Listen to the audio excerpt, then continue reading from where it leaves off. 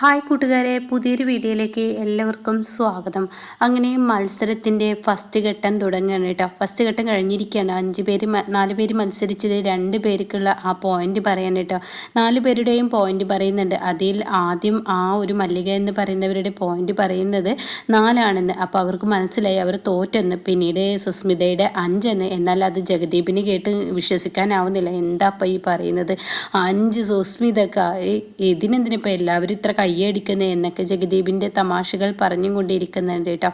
ഈ സമയം അടുത്തതിൻ്റെ സത്യഭാമയുടെയാണ് 6 എന്ന് പറയുന്നു. അത് കേൾക്കുന്ന സത്യഭാമയും ചെറിയൊരു പുഞ്ചിരിയോട് കൂടി നിൽക്കുകയാണ്. എന്നാൽ രേഖാമ്മയുടെയും മറ്റുള്ളവരൊക്കെ ഇങ്ങനെ ശാരദാമ്മയെ നോക്കി നിൽക്കുന്നുണ്ട്. അപ്പോൾ ശാരദാമ്മയുടെ പോയിന്റ് കേൾക്കുമ്പോൾ എല്ലാവരും ഒന്നടക്കം കയ്യടിക്കുന്നുണ്ട്. 8 പോയിന്റ് എന്ന് പറയുന്നു കേട്ടോ. ഇതങ്ങ് കേൾക്കുമ്പോൾ എല്ലാവരും ഞെട്ടലോടുകൂടി, സത്യഭാമക്ക് ഉൾക്കൊള്ളാനാവുന്നില്ല. അതേ മനോഭാവത്തിൽ സുസ്മിതയും കേട്ടോ. അങ്ങനെ പിന്നീട് അടുത്ത ഫസ്റ്റ് പ്രൈസ് കൊടുക്കുന്ന മത്സരത്തിലേക്ക് ഇതിൽ 2 പേരെ തിരഞ്ഞെടുക്കാൻ കഴിയുള്ളൂ. അത് ശാരദാമ്മയും സത്യഭാമയും എന്ന് പറയട്ടോ. ഇതേസമയം സുസ്മിത പൊട്ടിത്തെറിക്കണേ, നിങ്ങളെന്താ ഈ പറയുന്നത്? നേരത്തെ 5 പോയിന്റ് കിട്ടിയവർക്ക് ഫസ്റ്റ് മത്സരത്തിൽ പങ്കെടുക്കുക എന്ന് പറഞ്ഞിട്ട് ഇപ്പോൾ നിങ്ങൾ തിരിച്ചു പറയുന്നു. അത് കേൾക്കുന്ന അവതാരിക പറയണേ, ഇത് നിങ്ങൾക്ക് തെറ്റുപറ്റി. അങ്ങനെ ഞാൻ ഒരിക്കലും പറഞ്ഞിട്ടില്ല. ഇവിടെ പറഞ്ഞത് എങ്ങനെ വരികയാണെങ്കിൽ 5-ൽ മുകളിൽ എന്നാണ് മാർക്ക് ഉദ്ദേശിച്ചത്. അപ്പോൾ 6 എന്നാണ് എന്ന് പറയുമ്പോഴേക്കും അവതാരികത പറയുമ്പോൾ സുസ്മിത തട്ടിക്കയറിയിട്ട് അപ്പോഴേക്കും ചന്ദ്രബോസ് ഇടപെടുക. ഞാൻ വ്യക്തമായി കേട്ടതാണ് 5 പോയിന്റ് ഉള്ളവർക്ക് പങ്കെടുക്കാമെന്ന്. അപ്പോൾ ഇവരുടെ കൂട്ടത്തിൽ സുസ്മിതയും വേണം. അത് കേൾക്കുന്ന ഈ ജോൺ വർഗീസ് ഉണ്ടല്ലോ, അയാൾ പറയാണ്, ഇവിടെ ഞങ്ങൾ എല്ലാ കാര്യങ്ങളും വ്യക്തമായി മത്സരത്തിന് മുമ്പ് തന്നെ പറഞ്ഞിരിക്കുന്നു. പിന്നെ നിങ്ങളിപ്പോൾ ഇതിലൊന്നും അഭിപ്രായം പറയണ്ട. പിന്നെ ഇവിടെ ഇപ്പോൾ എല്ലാ കാര്യങ്ങളും തീരുമാനിക്കുന്നത് രേഖാ മേഡമാണ്. രേഖാ ഒരു തീരുമാനം എടുത്ത അതിന് മുന്നിൽ ആർക്കും ഒരു മറുപടി പറയാൻ കഴിയില്ല. ഇതാ രേഖ മാഡം, ആരൊക്കെ ഈ മത്സരത്തിൽ പങ്കെടുക്കണമെന്ന് ചോദിക്കുമ്പോൾ ഉടൻ തന്നെ രേഖ പറയണേ, 2 പേർക്ക് ഈ മത്സരത്തിൽ പങ്കെടുക്കാൻ കഴിയുള്ളൂ. ഇതൊരു മത്സരമാണ്, അത് ആദ്യം മനസ്സിലാക്കണം. 1 സത്യഭാമയും 2 ശാരദാമ്മയും. ഇവർ 2 പേരും മത്സരത്തിൽ പങ്കെടുത്ത ഫസ്റ്റ് പ്രൈസ് 10 ലക്ഷം രൂപയും ട്രോഫിയും അവർക്ക് കൊടുക്കുന്നതാണെന്ന് രേഖ മാഡം പറയുമ്പോൾ സുസ്മിത നാണം കിട്ടു കേട്ടോ. അങ്ങനെ സുസ്മിത വാലിന് തീ പിടിച്ചതുപോലെ തൻ്റെ അമ്മാവനെ ചന്ദ്രബോസിനെ വിളിക്കണം, ഒന്നിങ്ങ് വന്നേ എന്ന് പറഞ്ഞിട്ട് അയാളെയും വിളിച്ച് പുറത്തോട്ട് കൊണ്ടുപോയി. സുസ്മിത ഒരു നോക്കുകുത്തിയെ പോലെ നിൽക്കുമ്പോൾ ഉടൻ തന്നെ ചന്ദ്രബോസ് പറയണേ, നീ എന്തിനാപ്പം എന്നെ വിളിച്ചത്? നോക്കുകുത്തിയായി നിർത്താനാണോ എന്ന് ചോദിക്കുമ്പോൾ, അതല്ല ചിറ്റപ്പ, ഞാനൊന്ന് പറയുന്നത് കേൾക്ക്. എന്താ നിനക്ക് പറയാനുള്ളത്? അതെ, ചിറ്റപ്പൻ്റെ ഐഡിയകളെല്ലാം ചീറ്റിപ്പോയി. ഇനി എൻ്റെ ഐഡിയ എടുക്കുകയാണ്. എന്താ നിൻ്റെ ഐഡിയകളൊക്കെ ഉണ്ട്. ഞാൻ നടത്തുന്നത് ഒരു 1.5 ഐഡിയ. എടി എന്താണെങ്കിലും പറയാം, അതൊന്നും ഞാൻ ചിറ്റപ്പനോട് പറയുന്നില്ല. എൻ്റെ ഐഡിയക്കൊപ്പം ചിറ്റപ്പൻ നിന്നാൽ മതി, അത്രേ തന്നെ ഉള്ളൂ എന്ന് പറയുന്നു കേട്ടോ. ഈ സമയം എന്താണ് നീ ഐഡിയ ചെയ്യുന്നതെന്ന് അറിയാതെ ഇങ്ങനെ ചിറ്റപ്പൻ നിൽക്കുന്നുണ്ട്. ഇതേസമയം രോഹിത്തും ഇതൊക്കെ കാണിയായി നിൽക്കുകയാണ് കേട്ടോ. അങ്ങനെ അകത്തോട്ട് വീണ്ടും കയറി ചെല്ലാണ്. അപ്പോൾ ഫസ്റ്റ് പ്രൈസിനുള്ള ആ ഒരു മത്സരം തുടങ്ങുകയാണ്. ശാരദാമ്മയും സത്യഭാമയും, 2 ആൾക്കും പിൻഗാമിയായി, ഒരാൾക്ക് ശാലിനിയും ഒരാൾക്ക് ശാന്തയും. ഇതിങ്ങനെ പിൻഗാമിയായി നിൽക്കുന്നുണ്ട് കേട്ടോ. അപ്പോൾ ഈ സമയം ഇതൊന്നും ഉൾക്കൊള്ളാനാവാതെ ശരിക്കും ദേഷ്യഭാവത്തിൽ തന്നെയാണ് സുസ്മിത. അങ്ങനെ സുസ്മിത ശ്യാമയെ വിളിക്കണം. എടി ശ്യാമ, നീ ഇവിടെ വന്ന് ഞാൻ പറയുന്നതിനനുസരിച്ച് നീ ഇത് ചെയ്യണം. എന്ന് ശ്യാമ ചോദിച്ചുടൻ തന്നെ അവർക്ക് 2 പേർക്കും ഈ മത്സരത്തിൽ ഫസ്റ്റ് പ്രൈസ് കിട്ടാൻ പാടില്ല. സുസ്മിത, എനിക്കിതിനൊന്നും ചെയ്യാൻ പറ്റില്ല. എടി, നീ നിൻ്റെ കുഞ്ഞിനെ കുറിച്ച് ഓർത്തോ? നിനക്ക് ചെയ്യാൻ പറ്റില്ലെങ്കിൽ ഞാൻ ചെയ്യിപ്പിക്കാൻ നന്നായിട്ടറിയാം.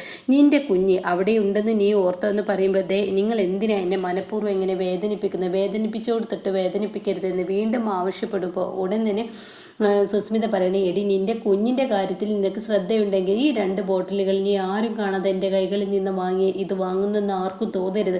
അങ്ങനെ മേടിച്ചിട്ട് ഒരാളുടെ കറിയിൽ മുളകും പൊടിയാണെങ്കിൽ ഒരാളുടെ കറിയിൽ മല്ലിപ്പൊടിയും ഉപ്പും നീ ചേർക്കണമെന്ന് പറയട്ടെ. ഇത് കേൾക്കുന്ന ശ്യാമ പറയണേ, എന്നെക്കൊണ്ട് ഈ പാവൊന്നും ചെയ്യാൻ പറ്റില്ല, നിങ്ങളൊന്നും മിണ്ടാതിരിക്കണം എന്ന് പറയട്ടെ. അപ്പോൾ ഇത് കേൾക്കുന്നതിനോടുകൂടി ഉടൻ തന്നെ പറയണം, എന്താ പറ്റാത്തത് എന്ന് ശ്യാമയോട് ചോദിക്കണം. നീ ഇത് ചെയ്യണമെന്ന് രോഹിത് അപ്പോഴേക്കും പറയണം. ഇല്ലെങ്കിൽ നിൻ്റെ മകളുണ്ടല്ലോ ജലപാനം പോലില്ലാതെ റൂമിൽ അടച്ചിട്ടിരിക്കുകയാണെന്ന് പറയട്ടെ.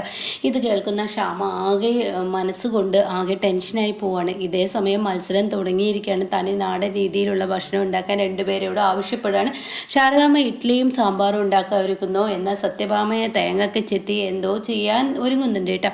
അങ്ങനെ സത്യഭാമ ഇടയ്ക്കിടയ്ക്ക് ശാരദാമ്മയെ ഇങ്ങനെ നോക്കുന്നുണ്ട്. അപ്പോൾ ഈ സമയം ഈ മത്സരത്തിൽ നിങ്ങൾക്ക് ഫസ്റ്റ് കിട്ടണമെന്ന് ആഗ്രഹമുണ്ടോ എന്ന് ശാരദാമ്മയോട് ചോദിക്കുമ്പോൾ ശാരദാമ്മ പറയാണ്, ഞാൻ എൻ്റെ കഴിവ് തെളിയിക്കുന്നു, അത്രയേ ഉള്ളൂ. ഫസ്റ്റ് സെക്കൻഡ് എന്നൊന്നും വിചാരിച്ചിട്ടല്ല ഞാൻ ചെയ്യുന്ന ആ ഒരു പാചകം അത് ഇവിടെ നന്നായി ഉണ്ടാക്കണമെന്ന് കരുതുന്നത്, ഫസ്റ്റ് പ്രൈസിനൊന്നും വേണ്ടിയല്ല. അപ്പോൾ വിധിയെ തോൽപ്പിക്കും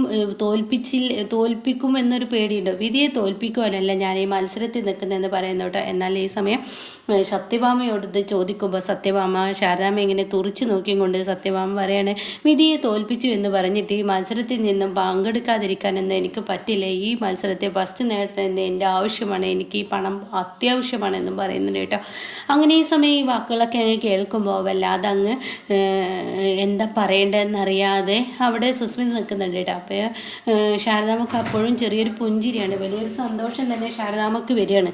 സത്യഭാമക്കാണെങ്കിലും ദേശീയ മനോഭാവമാണ് കേട്ടോ ശാരദാമ്മയോട് തോന്നുന്നത്. അങ്ങനെ പാചകം പൊടിപൊടിക്കാണ്. ആ സമയം അനുപല്ലവിക്ക് കളക്ടർ ഓഫീസിൽ നിന്നൊരു ഫോൺ വരികയാണ് കേട്ടോ. അങ്ങനെ എന്താ വിളിച്ചത് എന്ന് ചോദിക്കുന്നുണ്ട് കേട്ടോ. അതേ ഏതൊരു ഭാഗത്ത് മണ്ണിടിച്ചിൽ വന്നിട്ടുണ്ട്, അവിടെ മന്ത്രിമാരൊക്കെ പോകുന്ന ഏരിയയാണ്, അവിടോട്ട് കളക്ടർ പെട്ടെന്ന് എത്തണം, വേണ്ടതൊക്കെ ചെയ്യണം, എത്രയോ വാഹനങ്ങൾക്ക് നഷ്ടമുണ്ടായിട്ടെന്നൊക്കെ പറയുന്നത് കേൾക്കുന്നതെന്ന് പറയട്ടോ.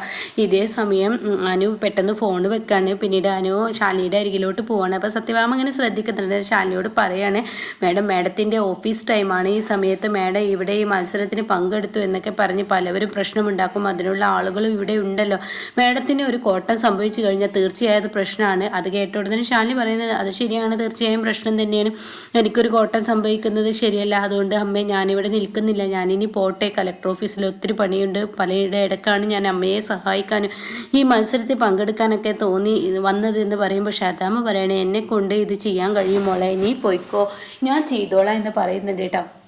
ആ സമയമാണെങ്കിൽ സത്യഭാമ ഇങ്ങനെ ഇടയ്ക്കിടയ്ക്ക് ഇടങ്ങണ്ട് ഇട്ടിട്ട് ഇവിടെ എന്ത് സംഭവിക്കുന്നു എന്നറിയാൻ നോക്കുന്നുണ്ട്. പക്ഷേ ശ്യാമയാണെങ്കിൽ തൊട്ടരികിൽ ശാരദാമ്മയുടെ അടുത്തെത്തിയിരിക്കുകയാണ്. അങ്ങനെ ശ്യാമയോട് ശാലി പറയാണ്, മോളെ ഞാൻ പോവുകയാണ്, നീ അമ്മയെ ശ്രദ്ധിച്ചോളെ, അമ്മക്ക് സഹായിയായി നീ നിൽക്കണേ എന്നൊക്കെ പറയുമ്പോൾ ശരിയെന്ന് പറയാം കേട്ടോ. പക്ഷേ കാര്യങ്ങൾ കൈവിട്ട് പോകാമെന്ന് മനസ്സിലാവുന്ന ശ്യാമ രോഹിത്തിനോട് പറയാണ്, രോഹിത്തെ ഈ മുളകും ഉപ്പൊക്കെ പിടിച്ച എന്നെ കൊണ്ടൊന്നും കഴിയില്ല, നീ ഇത് വെച്ചേന്ന് പറയുമ്പോൾ, എടി നിൻ്റെ മോൾ അവിടെ പട്ടിണി കിടക്കുകയാണ്, അത് നീ ഓർത്ത നിനക്ക് നന്ദി എന്ന് പറയട്ടോ. ഇതേ സമയം ശ്യാമയുടെ പിടിവിട്ട് പോകാനായിട്ട് ശ്യാമയ്ക്ക് എന്താ ചെയ്യേണ്ടതെന്ന് അറിയില്ല. അതുവരെയാണ് ഇന്നത്തെ എപ്പിസോഡ് വന്നിരിക്കുന്നത്. അപ്പോൾ നാളത്തെ എപ്പിസോഡിൽ ശ്യാമയെ വീണ്ടും പപ്പിയെ ജലപാനമില്ലാതെ അവിടെ ഇട്ടിരിക്കുകയാണെന്ന് പറയുന്നു. പപ്പി ഇടയ്ക്കിടയ്ക്ക് കരയുന്ന ആ ഒരു സീനും കാണിക്കുന്നുണ്ട്. അപ്പോൾ ആ സമയം എന്ത് ചെയ്യുന്നു, പെട്ടെന്ന് ശ്യാമ ആരും അറിയാതെ ശാരദാമ്മയുടെ കറികളിൽ മുളകും പൊടി കൂടുതൽ ചേർക്കുന്നുണ്ട് കേട്ടോ. പക്ഷേ സത്യഭാമയുടെ കറിയിലൊന്നും ചേർക്കാൻ പറ്റാത്ത ആ ഒരു അവസ്ഥ ശ്യാമക്ക് അവിടെ വരും. അതുകൊണ്ട് തന്നെ സത്യഭാമയാണ് വിജയിക്കുന്നത്. ഇത് എന്നാൽ ശാരദാമ്മ കാണുന്നുണ്ട്. അതുകൊണ്ട് ശാരദാമ്മക്ക് അത് പ്രശ്നവും ഇല്ലാതാവാൻ ശ്യാമ ഇത് ചെയ്തത് കണ്ടിട്ടും ശാരദാമ്മ ഇവിടെ പിണ്ടാതിരിക്കൂട്ടോ. കാരണം എങ്ങനെയെങ്കിലും സത്യഭാമ ജയിക്കണമെന്ന് മാത്രമാണ് ശാലിനിക്കും ശാരദാമ്മക്കും ഉള്ളത്. പക്ഷേ അത് സത്യഭാമയെ തോൽപ്പിച്ച് മനഃപൂർവ്വം താൻ പത്തി താത്തിയതാണെന്ന് അറിയിച്ചിട്ട് ചെയ്യരുതെന്ന് കരുതിയാണ് ഇവരും നല്ല ഒരു രീതിയിൽ മത്സരത്തിൽ പങ്കെടുക്കുന്ന കേട്ടോ. അങ്ങനെ സത്യഭാമക്ക് ഫസ്റ്റ് തന്നെ കിട്ടും, രാഘവനെ ചികിത്സിക്കാനുള്ള പണം കിട്ടും. പക്ഷേ അപ്പോഴും ചെയ്ത നന്മ എന്തെന്ന് തിരിച്ചറിയാൻ സത്യഭാമക്ക് കഴിയില്ല. താൻ വലിയൊരു സംഭവമാണ്, തൻ്റെ പ്രയത്നം കൊണ്ടാണ് തനിക്കിത് കിട്ടിയത് എന്ന മനോഭാവത്തിൽ സത്യഭാമ നിൽക്കൂട്ടോ.